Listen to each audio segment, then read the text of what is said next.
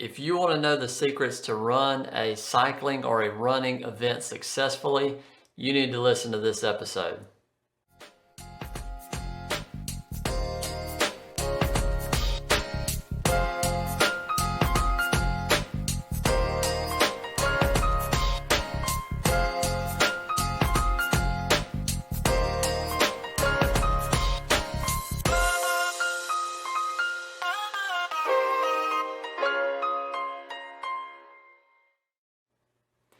Y'all know how we are here at Umble Coffee. We want to bring it. We want you to seize everything and crush it and go to your limits.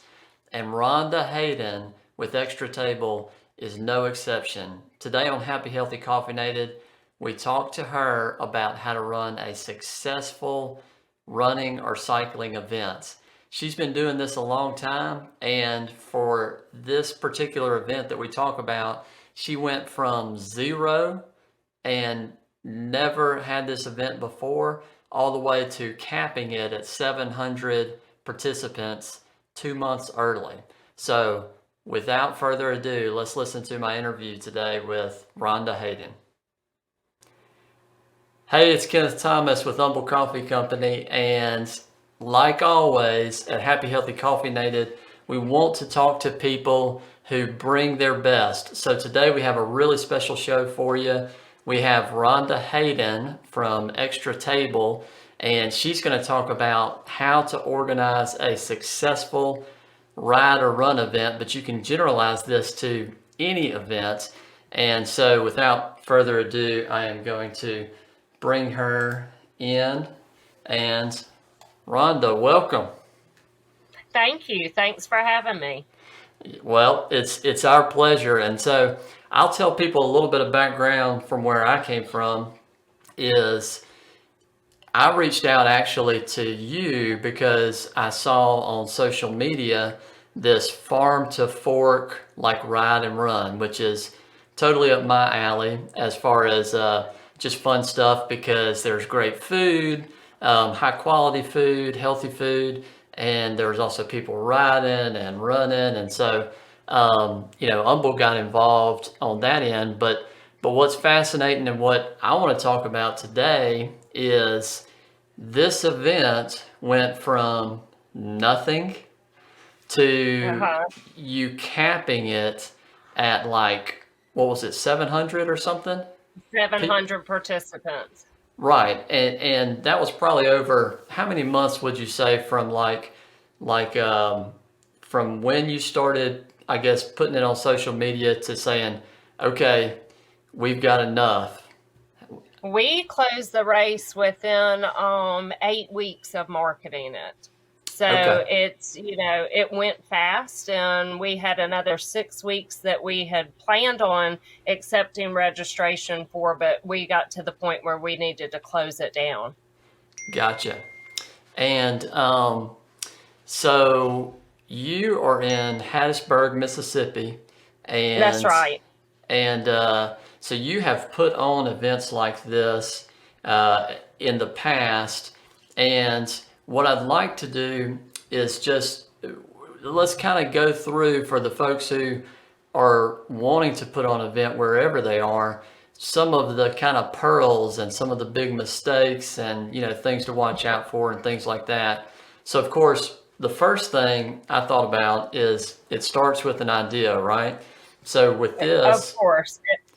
yeah, It go ahead. always starts with an idea. And that's my favorite part about organizing an event, is just brainstorming. It might be by myself or with a group of friends or with Martha Allen, who I work with in my office. And, we start with, hey, let's do a run, or hey, let's do a dinner. And then we just try to start throwing all these different elements into that one thing. Gotcha. And so specific with this farm to fork, I had actually seen a run. Well, it's actually a bike ride like this in North Carolina, and I had Mm-hmm. actually signed up, and it got canceled because of COVID. But it's an enticing concept, and I know with Extra Table, y'all are all about, just all kinds of stuff you can do with food. And so it seemed to work out well, seems like. Yeah, it did. At Extra Table, we strictly fundraise to provide food for a partnering food pantry. So anytime we can add a foodie twist to an event that we're doing, we love to do that because we want to educate people on what Extra Table does, but we also want to show respect and dignity with our food at our events as we do at our food pantries that we service. Gotcha. And so, you know, um, when you're looking at an event and you're thinking about, okay, if somebody's out there and they're thinking, how do I start this and what do I actually do? Let's just kind of walk through some of the big things. So like, for example, one thing would be coordinating with local officials, and Mhm. permits and stuff like that. I don't even know how that stuff works, but kind of explain some of that for me.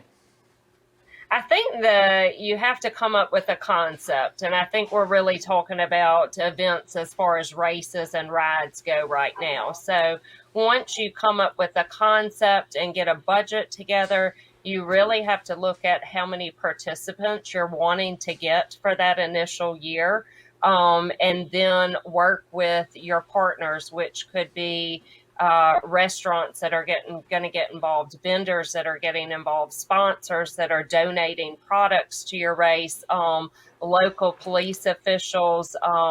Once you get those numbers, you start talking to the people that you're going to partner with on that event and tell them how many people you're projected to have and start filling out the paperwork and figuring out what needs to be done. But I Gotcha. think the number one thing is finding out how many participants your goal is for that year. Because if I come to somebody like Umble Coffee and I Right. want you to, give coffee to our runners in their swag bags in hopes that it will bring you business in the future. When I approach you for that, I've got to have a number in mind.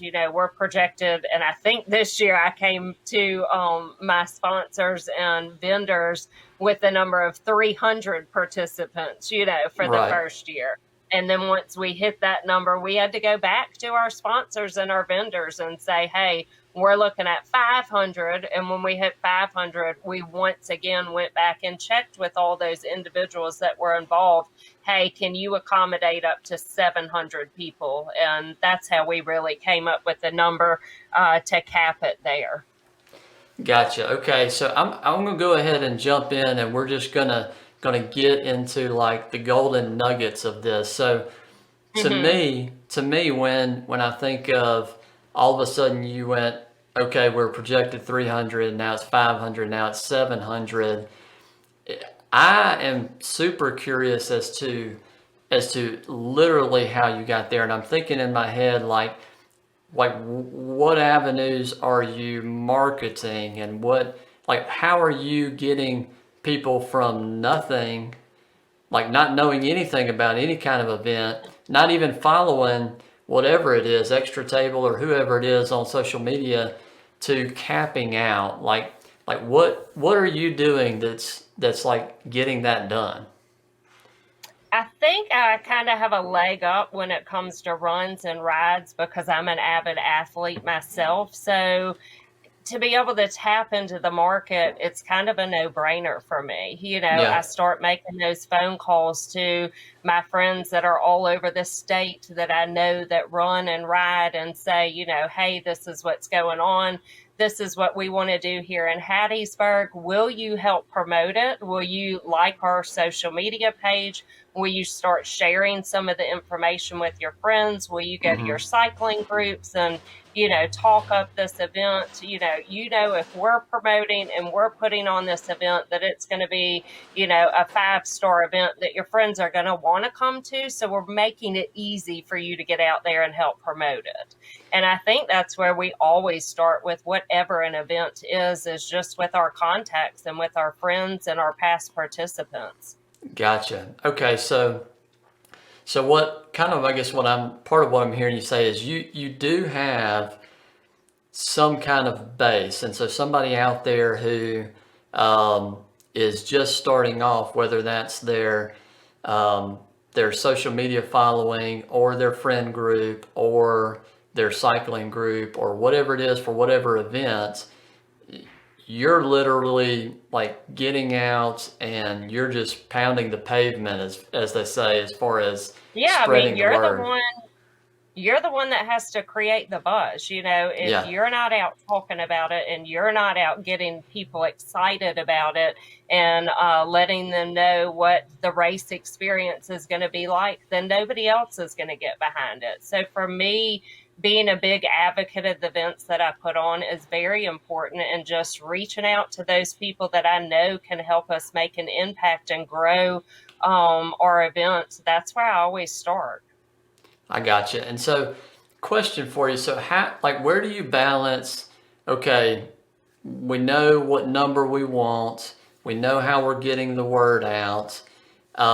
Where in all of that does the logistics of we are going to run on this road or we are going to have this food vendor at this station and we're going to have three stations and they're going to be 15 miles apart, like like is that like in the middle of all of this, or is it, or you already have that planned out because you're experienced with it, or how does that go? Yeah, I think, it first starts with an idea and Yeah. then starting to create some type of branding around that idea. And that's really where we started to develop what our courses were going to look like. So, for instance, let's look at the cycling aspect of Farm to Fork Ride and Run. We marketed it as a hilly event. So we Right. said, Hill, yeah, come join us at Farm to Fork. It's not an easy ride. It's not a flat course. So we're not looking for a whole lot of beginner riders for this event, but we're looking for the racer and the person that's out there every weekend, or somebody who just wants a challenge. And with that being said, then we started to develop a course that had those hills in it and offered a challenge for our riders. And then with our runners, we had three different running events going on simultaneously with the ride. So we Because you're didn't want crazy. Right. We didn't want the running course to overlap into the cycling course. So we Yeah. kept that separate. And based on the venue that we were at, since our cyclists were going out this way, we decided to have our runners go the opposite direction. And the Okay. opposite direction for us was a trace, a paved pathway that Uh-huh. runners could get on and go straight down one direction and turn around and come back the next direction. So we marketed that as a flat and fast run. I got you. Okay. So specific for you, just out of my curiosity, would that be one of those rails to trails? It is. It is Okay. here in Because y'all have Hattiesburg. that. We have the Yeah. longleaf trace. So they were on the longleaf Gotcha. trace for the entire distance. And one thing, that I've learned over the years is you've got to add elements that are kind of cool to your race course, no Okay. matter whether that's hills or a flat and fast course, or if it's just putting a different spin on what you're doing. For the run portion, we had a mystery distance this year, which I've never done before. I've Huh. always thought about doing it. I've never even heard of a race doing it before, but I'm sure somebody has done it. But we had runners sign up for an unknown distance called the mystery distance. And we didn't tell them until about 5 minutes before the start gun went off for the run. And they came out and ran 12 miles and they did it. So that was just something exciting, different, unique to our race course that we Yeah. put out there. That's hilarious. And so for all the folks out there that are watching or listening to this, it's that what do people talk about? So if you go to the market in downtown Seattle, you talk about the people throwing the fish, or there's just so something that creates buzz, that is just kind of just odd, and Yeah, I so mean, we had, 3 months leading up to the race of people that were signed up for the mystery distance that would be emailing or calling or talking to us, can you give us any hints, And you're like, and no, it's a mystery. I'm like, it's a mystery distance. It could be, it could be 0.5 miles or it could be 50 miles. I'm not telling you. So, and that That's was awesome. really fun for us to do this year. Well, and another thing, going back a little further to what you were talking about when you said you were really for the biking part, especially kind of marketing towards those potentially more serious, riders. What I want people to hear is that you knew the niche you were going after. And so Yeah, we most certainly did.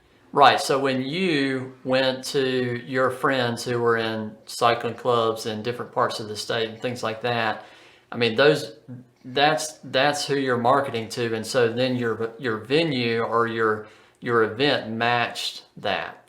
And so I think that's an That's right. important And point. to be honest with you, if I'm starting a 5K, let's say, and, I want all types of runners out there, I'm going to go to coaches in my area that are training beginners how to run a 5K, or I'm going to go to the local running store and, tell them, hey, when somebody comes in to buy their first pair of shoes, give them this, and there's a $5 coupon in here for them to, come run our race. So, or go to the Y, where you've got people who aren't avid runners, they're just kind of getting into it, or your local gym and they're running on the treadmill and they haven't gotten that bug to get out and do the 5Ks, 10Ks, half marathons on the weekends, and just start promoting it with them and asking them, hey, an instructor at the Y, would you be willing to do a, couch to 5K training Yeah. for, let's say, the Farm to Fork Rider Run? You can create your own audience.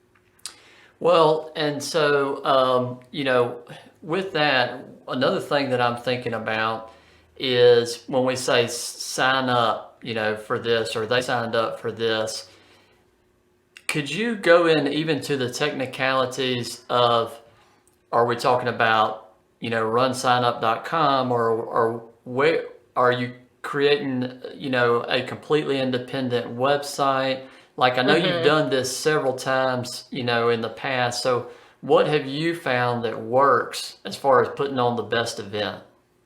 Okay. I am a huge advocate of runsignup.com. I don't know if you just chose to say that or if No, you I just saw it. randomly, yeah, we Yeah. did we didn't And you'll like notice preempt a lot that. of Yeah, you'll notice a lot of races use them, but the resources that they offer you as a race director are, in my mind, they're unbeatable with any other platform that you use. So I definitely use Run Sign Up as my platform for registration.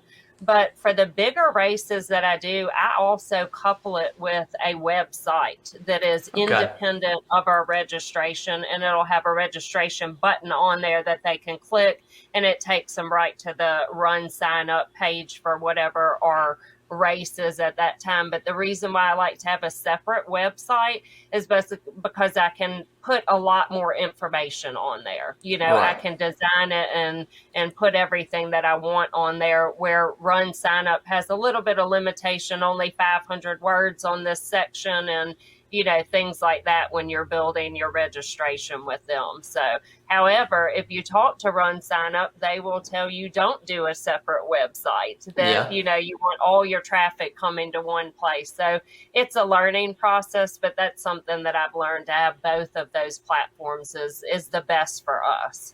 So now with this most recent ride and run, did you have a separate website or did you just do the run sign up website? This year we just did Run Sign Up because Okay. it started to take off faster than we thought it would with Yeah. registration, and we never got around to doing our website. So we will be backtracking this year and Yeah. making a website, because what the website does for us, as the race gets closer, people start emailing, where's packet pickup? What time is packet pickup? Right. What does parking look like for my event? Are there host hotels where we can get discounts? And it's hard to put all that information on the registration site. But if we have a website, it's kind of the landing page to answer all those frequently asked questions that you get as a race director.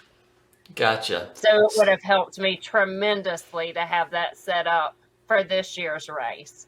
Well, that's what you get for like going from like 0 to 700 in like 2 or 3 months. That is true. So, all right, question. When you Hmm. talk about we, like, Uh-huh. who is the we and what do you see as like the key aspects of a team? Like what specialties do you have to have and how do you distribute that out? To me, the most important we is other people who are involved in whatever that event's activity is. So if I'm putting on a cycling and running event, I want cyclists and runners involved in the decision making of how we're going to present this event, what race day is going to look like, because they know what they want to see, they know what athletes enjoy. So Yeah, the that's we key. starts there. It does. It is key. And then another key for me is sponsors. I mean, they're huge and really helpful in the decision makings when you're putting on an event. First of all, they have a lot of experience. Most of your sponsors do. They've been involved in other events and maybe other races, and they can give you a lot of this didn't work in the past, or this really loved what this race did, Right. and give you a lot of advice there. They're also a great platform for you to market your event through, Mm-hmm. and vice versa. For the sponsors, your event should be an avenue for them to really get out and market their product or their service to your athletes. Right. Right. I got you. And then, of course, depending on where your race course is actually going, like if, like, say, Hattiesburg half marathon, that course goes through the city of Hattiesburg. So we actually had city officials on, our race committee. We had police officers that would be helping us man intersections during the day and stuff. So you really have to look at what your event is and what it's offering, and then start to develop a team around those components. Well, and like on top of all of that, could you talk just a little bit about some of the, like, for example, SAG vehicles and medical and having your volunteers at your stops for your biking? And I'm assuming you didn't have any stops for running, or did you? No, we did. We even Okay. had food on the run, which Okay. was, since it's farm to fork with a culinary twist, we didn't want to leave the runners out of the culinary Yeah. twist. So, and it went, the mystery distance was 12 miles. So really, if you're out there running 12 miles, you need hydration and, Yeah. a little bit of fuel. So, but ask me that question again, because I kind of just got off track. What Okay. did you ask me? All right, so tell me a little more about making sure you also have like some kind of medical, your Uh-huh. SAG vehicles, like Okay. those technicalities. Hmm. Those technicalities are very important. I will tell you Yes, that. And I've learned that over the years, but they all revolve around your race course. So let's talk about the farm to fork ride segment of this event. There was a 32-mile ride and a 62-mile ride. Okay. So right, we had 94 miles of country roads that we needed to man intersections and make sure it was safe for our athletes to be out there. So, what I did for this event, and I do for every event, is I literally spend my Saturdays and Sundays for months on that race course, and I learn it like the back of my hand. I can lay it down at night and close my eyes and tell you every bump, every curve, every intersection, every stoplight, stop sign, yield sign that is on that race course. And then I come back to my office, after every weekend, and I write down where I need to, place police officers with flashing lights on their police cars, and where I can put volunteers to just tell riders to slow down. There's a stop sign ahead.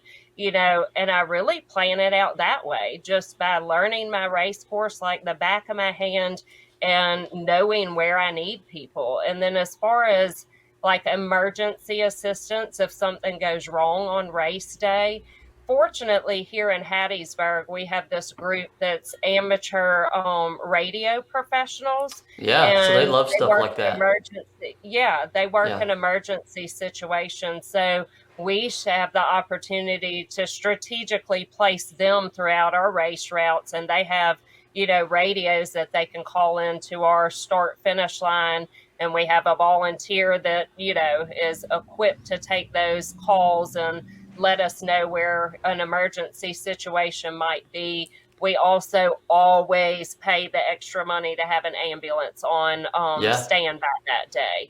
It does cost money to have an ambulance dedicated to your event on race day, but I wouldn't want to do it any other way.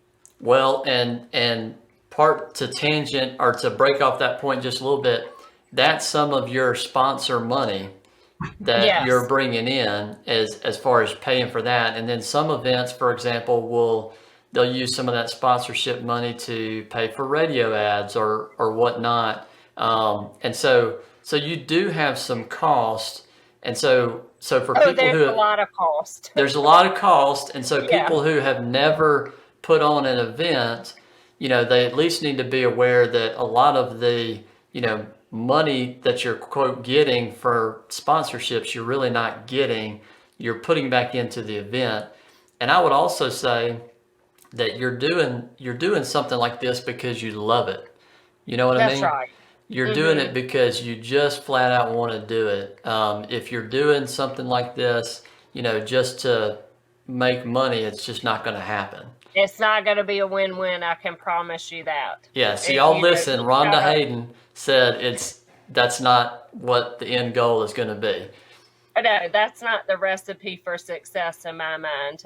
Like you said, to me, the recipe to success is you live this. This is what you do. Yeah, This is what gets you up in the morning, and this is what keeps you up at the night, is thinking about ways that you can bring your race to another level, and ways that you can get sponsors, new sponsors involved in your race, and ways that you can get people to not charge you for things that you need for event day, maybe yeah, donate it to you as a product or service. That's always important too. But don't go into these races thinking that they're huge money makers, because normally, until you really have done some and you get it under your belt and you learn the ins and outs of it, the money is, it's just icing on the cake at the end. right. And then, once you get good at it and have some success and have sponsors that are always buying into your events and stuff, that comes along, but it usually takes a little while to get there.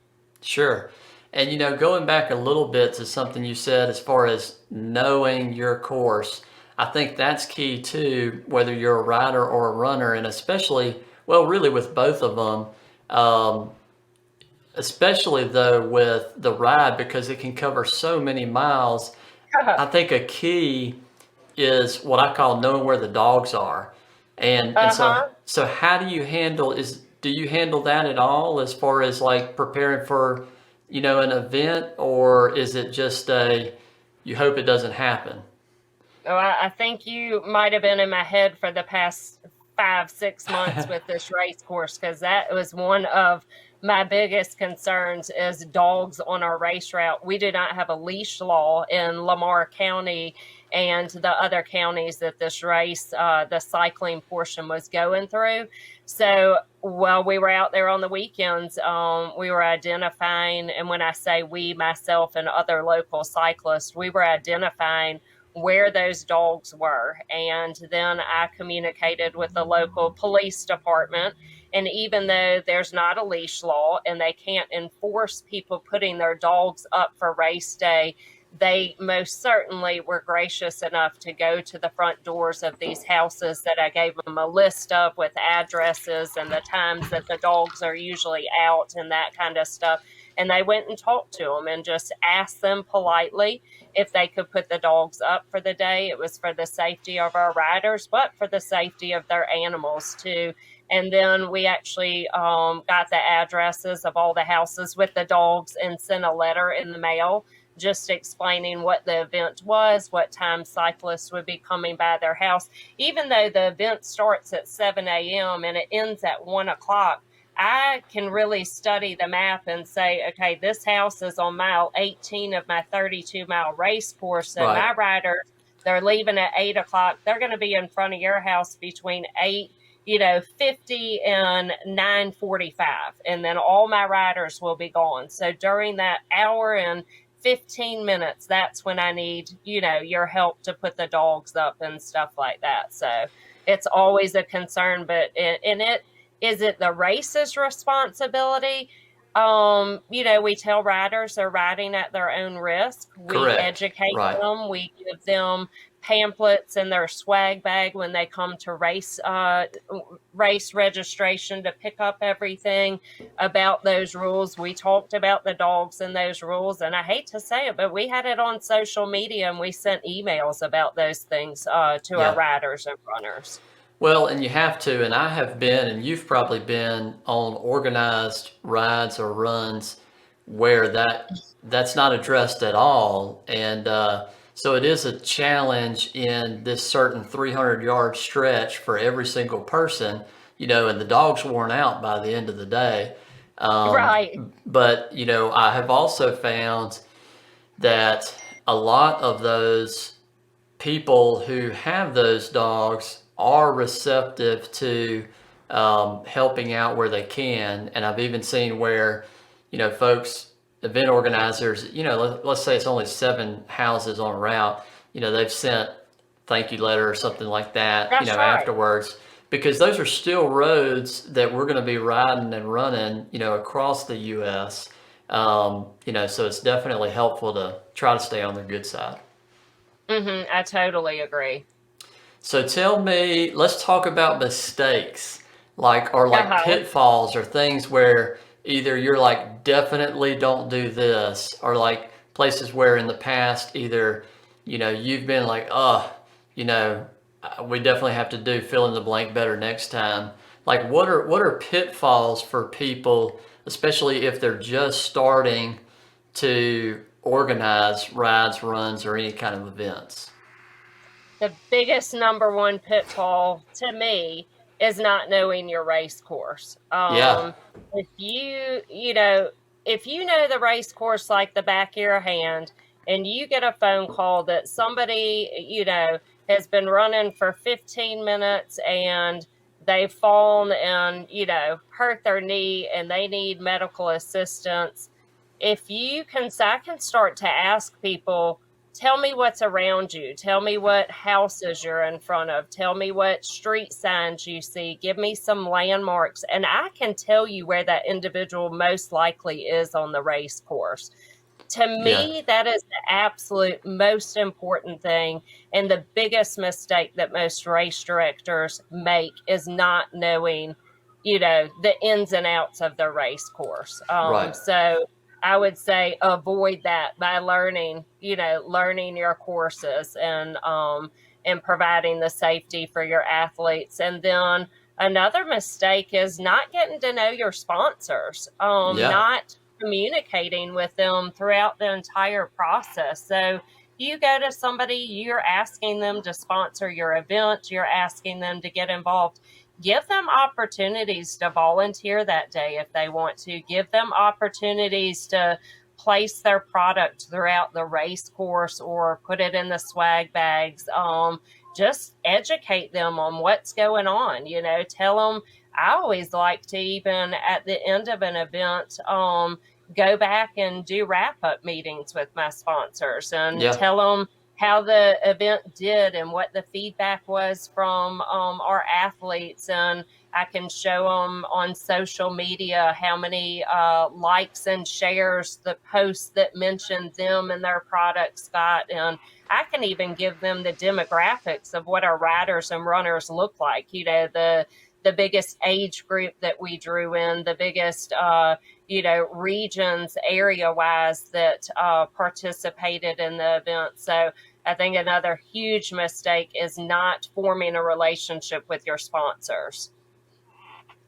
Gotcha.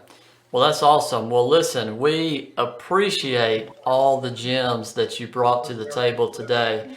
With Umble Coffee, like we've said, we're all about bringing your best. And so that's why today, for like race event or run or ride or whatever you want to call it, event planning, we brought the best. We brought I don't Rhonda know, Hayden. but thank you. And so, if anybody through the years, because I'm assuming that the Farm to Fork Ride and Run will continue on, Yes. wants to be a part of it, then they need to just watch out for it or follow y'all as far as social media. It's usually in the spring in Hattiesburg, Mississippi, correct? That's correct. We're aiming for the Saturday of Mother's Day weekend every year. Gotcha. And so next year, instead of 700, you're going to cap at 3,000, right? I don't know what we're going to The cap it at yet. the city Hopefully would we'll be probably able kill to you. accommodate. Huh? Yeah, I said the city would The probably ven- kill you.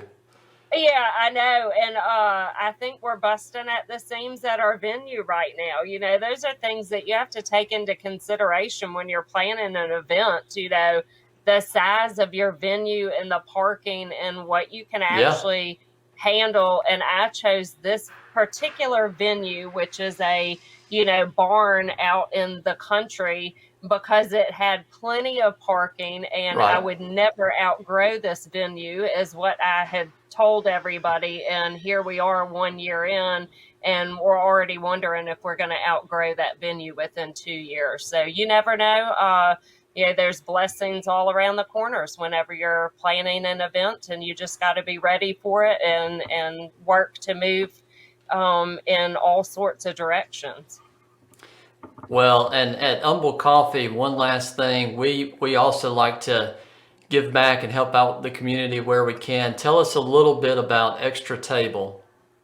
Oh, that's the exciting part. So I work for Extra Table, and we strictly fundraise to purchase healthy and shelf-stable foods for our partnering food pantries throughout the state of Mississippi. So we partner with over 60 food pantries in 60 different counties throughout Mississippi.